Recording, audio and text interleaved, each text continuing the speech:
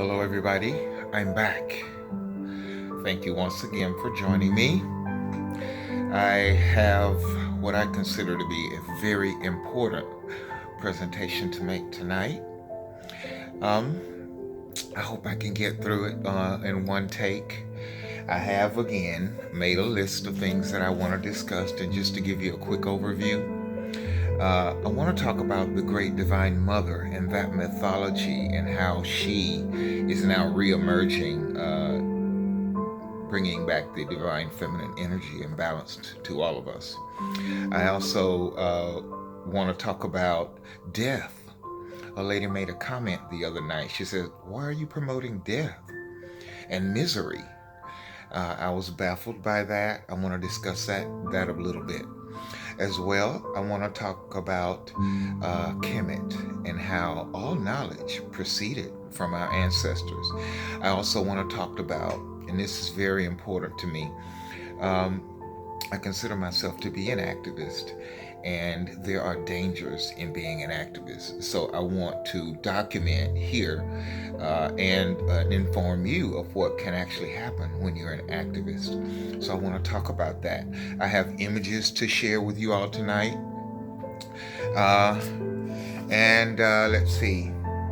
I think that's about all. So let's just begin at the top. I think it was my Kundalini presentation, Shiva, Metaphysics, and Kundalini, that I had to actually do in two parts. I had found what I thought was a funny image of a dragonfly. Dragonflies walking a line. But I realized later they weren't dragonflies. They were praying mantises. So let's see if I can get these in here and make that correction, because tonight I want to talk about dragonflies and their symbolism and breaking down illusion. So that's the image that I use. However, the correct image would have been a real dragonfly. Of course, you've seen dragonflies. Dragonflies have been appearing quite frequently to me lately, as I have been a little bit down about the pain and the entity attachment that I spoke to you all about. I want to thank you all who have made comments about what to do. It just so happens that I have tried all of that, from garlic suppository to aloe vera to so many other things. I am still praying, I guess you'd say, or hoping to find some sort of way to alleviate this pain. Okay, so there's a dragonfly that symbolizes breaking down illusion. That is basically what we do here in the earth plane. From the moment we're born, we are lied to. We are miseducated. And as sad as that is to learn, you want to develop as best you can, but you learn that pretty much everything that has been placed around us has been lies and deception. And so part of the Kundalini awakening process is the breaking down of illusion. I've used this image before, quite a dramatic presentation of the fire, the Caduceus. This is the American Medical Association symbol, or I should say just many medical people use this symbol. A lot of times we only see one snake going up. I don't know if you've ever contemplated what that really means, but the Caduceus is what I consider to be one of the most important and powerful symbols that we have on this planet. Imhotep came up with it. Imhotep was the vizier to the king, to the pharaoh. Zoser, I had been posting about him, but there's not a whole lot we can find on him. We know that he was a master metaphysician. He's come up with all the healing, surgery, and all of that. He is a Kemetan ancestor. But that caduceus symbolizes the masculine and feminine energies as they intertwine around that rod. And then when we go from embodiment of the lower chakras, the root, sacral, and solar plexus, through the heart of unconditional love to the higher centers of awareness at the throat, third eye, and crown chakra. And then we fly to the Godhead.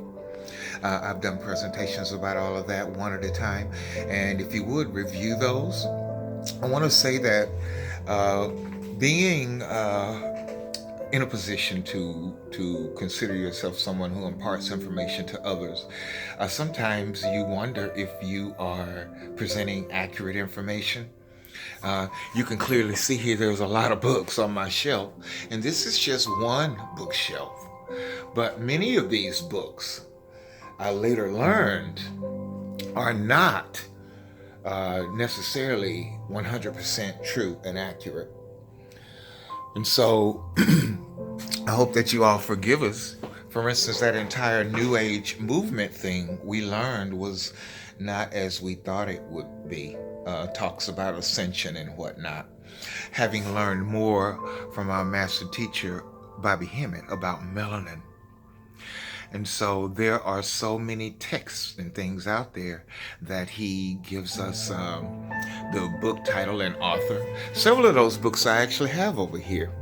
I wish I could find them real quick. I should have pulled them out earlier. But anyway, the Bull of Ombos. What's the Stanton book? I can't think of the name of it now. But anyway, to keep moving, I want to move right along. The Great Divine Mother never wanted us to be trapped here. I wish that I was an expert on mythology, but I am not. But I have a general overall view, and I can share that with you if you are not familiar, and then you can research more on your own, which I hope everybody is doing. You know, I tend to think that people who have joined my YouTube channel are people who perhaps know me from Facebook, but then we can't really see that little bitty picture when it does accompany your name. There's no information about a profile about you, and so I still feel a little disconnected from the people who prescribe to my channel. Even some of you who say wonderful things, I don't even know what you look like. So that makes it difficult to want to open up and to feel safe. I do, however, realize that perhaps you don't talk about some of these things within the presentation because there is an element of fear.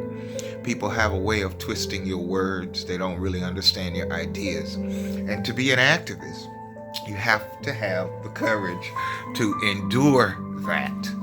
You know, I've had people question my credentials, talk about me and my sexuality, and many other horrible things, like the lady who said, you know, why are you promoting death and misery?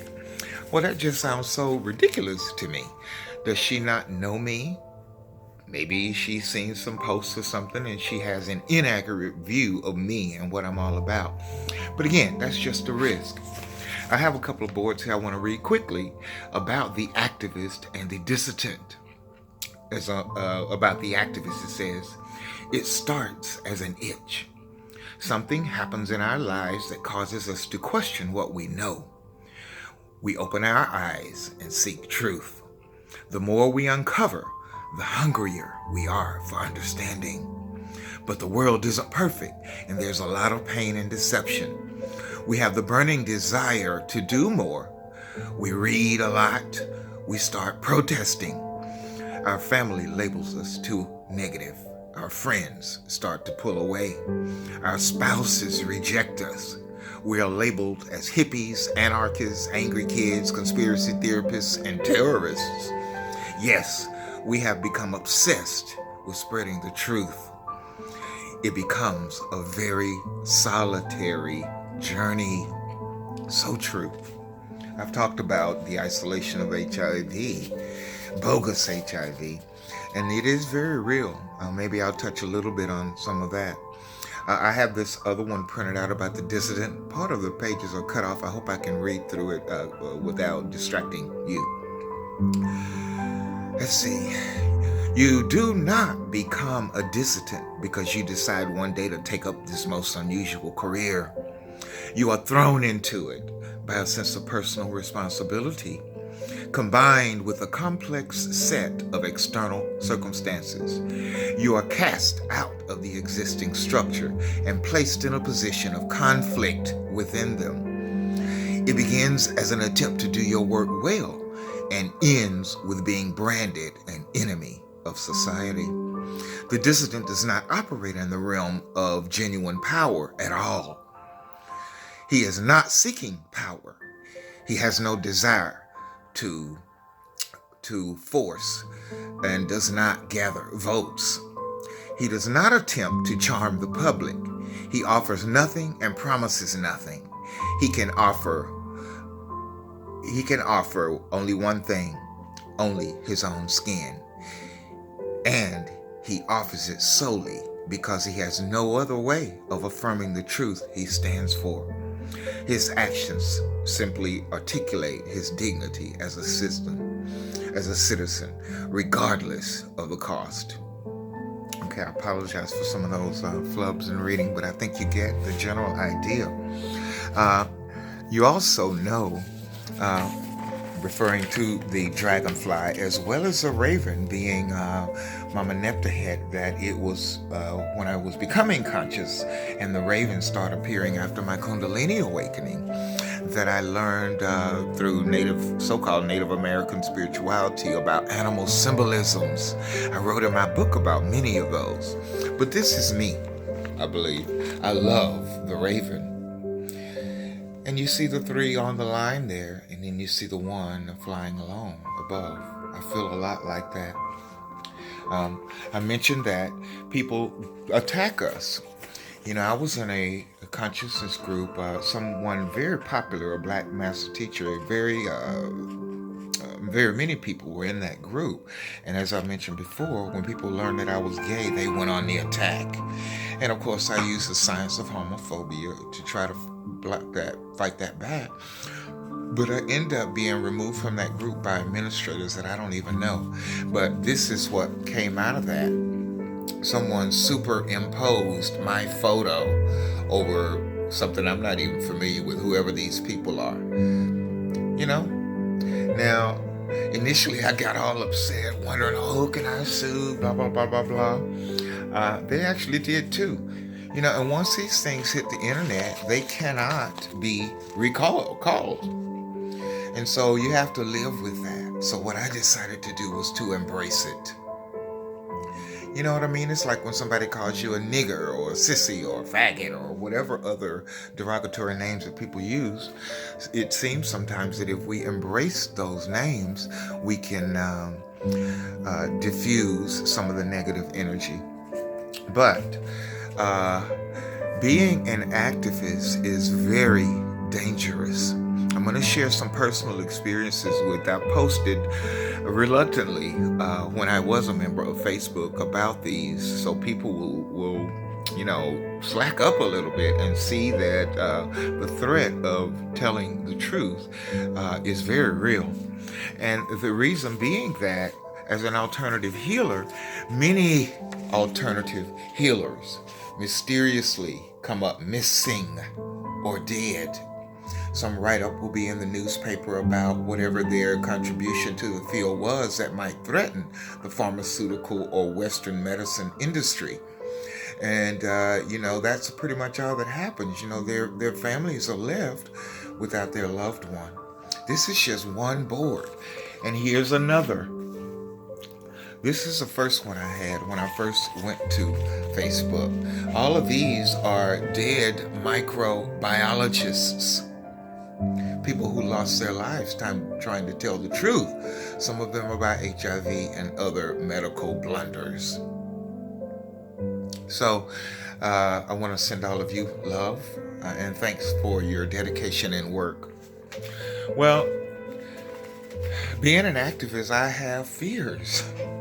You question yourself because You're not a saint. You never professed to be a saint. But a lot of people are conditioned to locate the negative thing about a person.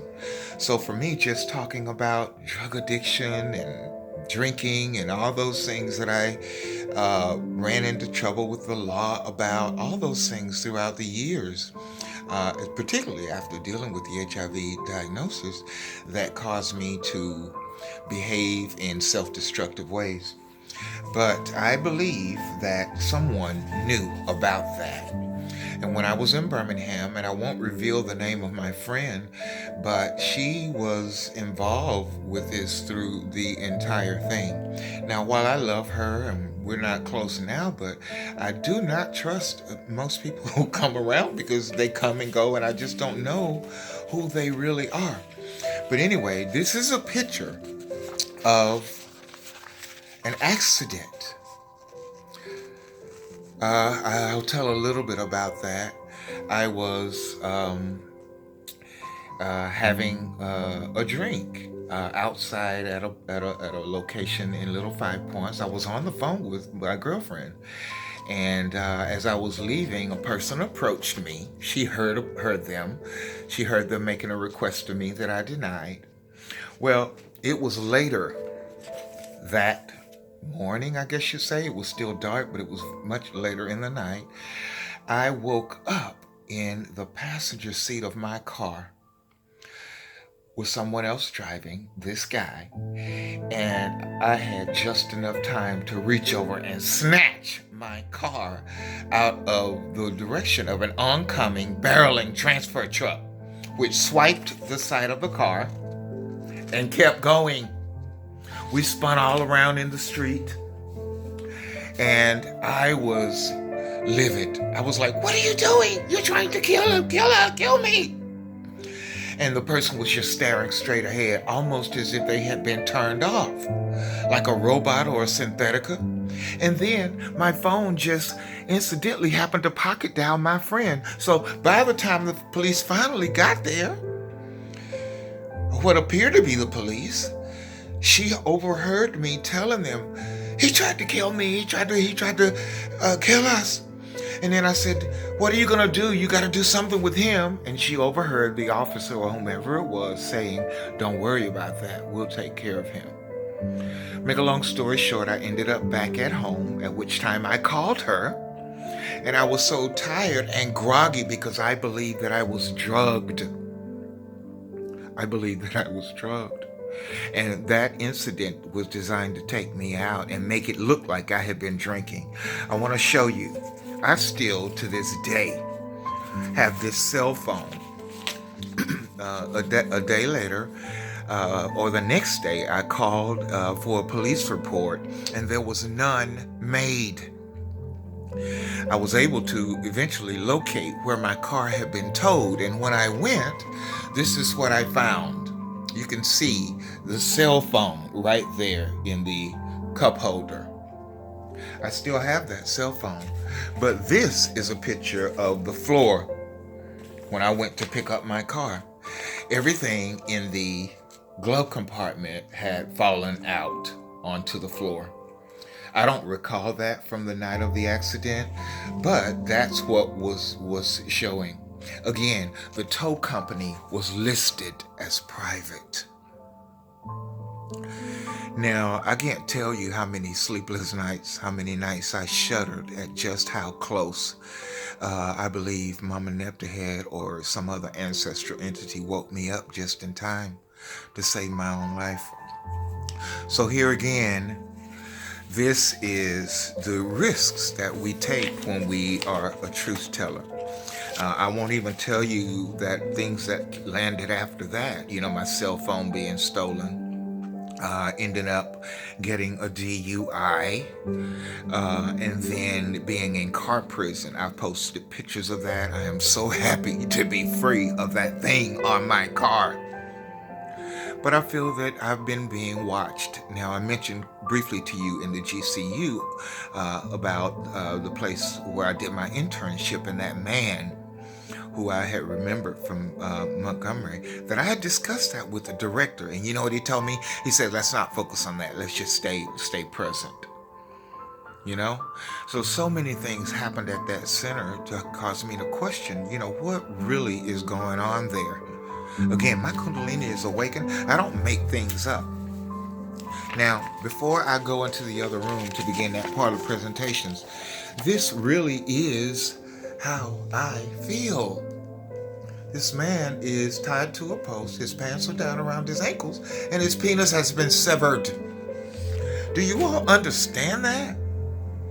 What it must be like to be living with the stigma of HIV? Trying to be honest with people who always go the other way. It's very real pain. And then to be in physical discomfort. Now, I'm not going to belittle that anymore because it gets me upset just to think about it. But I want to come in here.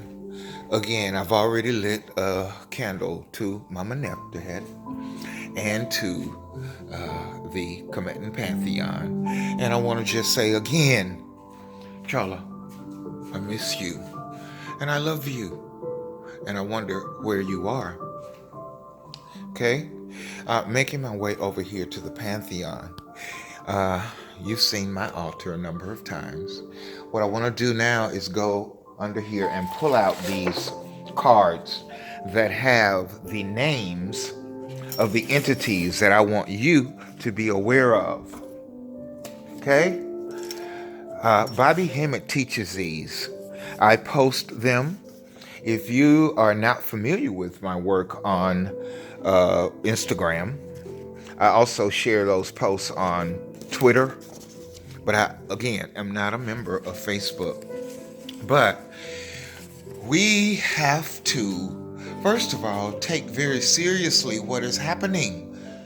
We are under attack, and we need to gain and muster spiritual power. We already know that Jesus is a Daldabroth entity, a demiurge lower entity that basically serves white people, not black people. Bobby Hemmett teaches that mythology so well about the Divine Mother, about Daldabroth and Zeus, about these mutant entities that formed this entire universe, and how they came into power. But the Divine Mother's role in tricking those entities and then getting certain aspects of our DNA into us, even though she knew we would be trapped here.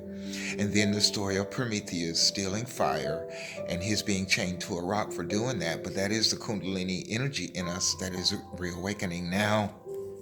But meanwhile, other entities have come to the fore.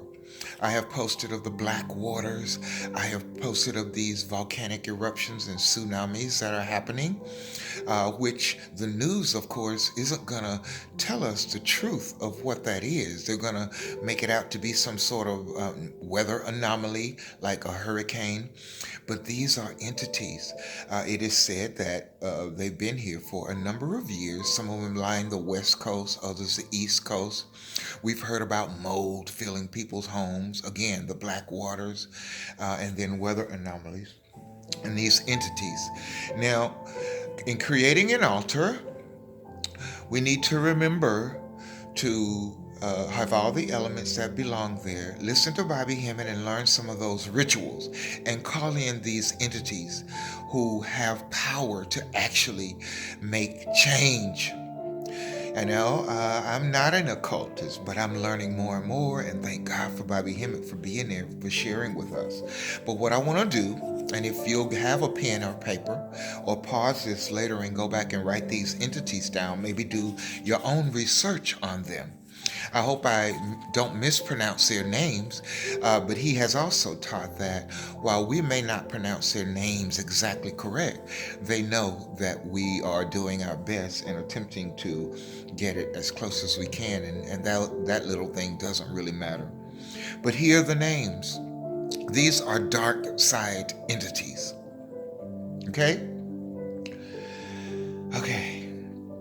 Ogun, Zorabander, El Cristo Negro, Mama Shola. Los Espíritus Tranquilos, El Cristo Day, or El Cristo Rey. Los Espíritus Santagos, Otincha, Sheola, San Simón, Latissimo Espíritus,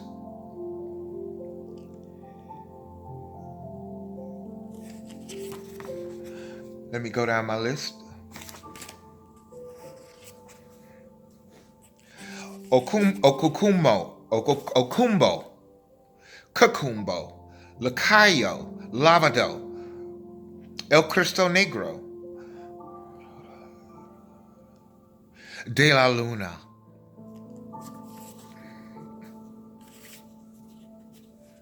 Okay, so you can learn about these entities, call on their help.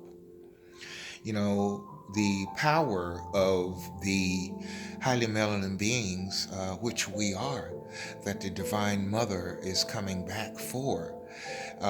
We have to draw on the power in order to affect change.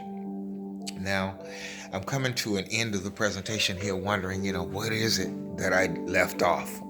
So I'm going to take a little time before I get back here to my other office and review the notes that I have there and hope that I've gotten it all in, and that this presentation can be considered effective.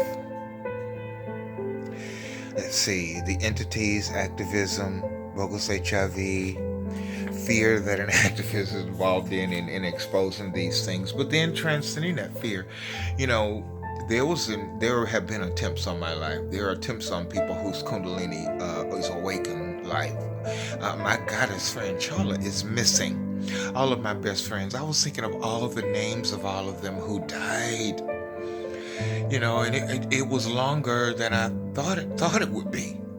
And then to recall Davita Rose, who mentioned that 40 people that she knew had been murdered with this HIV thing, including her brother. So I hope that you all will muster the courage to realize the illusion of Earth life existence, visioned through our two eyes, and how we got trapped here, and how the only recourse we have is not love, love, love, but it is divine hate and anger. And then using our spiritual body to end this earth illusion nightmare. If you're not about that, I'm not sure I want to even know you. I don't want you supporting my work. I don't want you to interrupt the energy that I am trying to create, because I am fighting for my earth life. I want to be healthy if I have to be here in hell. And I'm going to be doing everything on my end. I visited my mother the other day, and it was probably a bad visit because I writhed in bed all night. And so I'm back home now, and I'm making a decision to endure another day. And so I hope that you all will help out there and not take this as something to just listen to and then move on with your day. I want to be surrounded by other gods and goddesses, monstrous soul chaos beings who are taking action to effect change. Okay? Thank you so much. I am Dr. Damien Q. Laster, a.k.a. Kabir Amin Ra Anpu Asarset Arakti, the Conscious Doctor, Rainbow Warrior, Metaphysical Science. Tum Ra. I love this music, solo piano music. Bye-bye.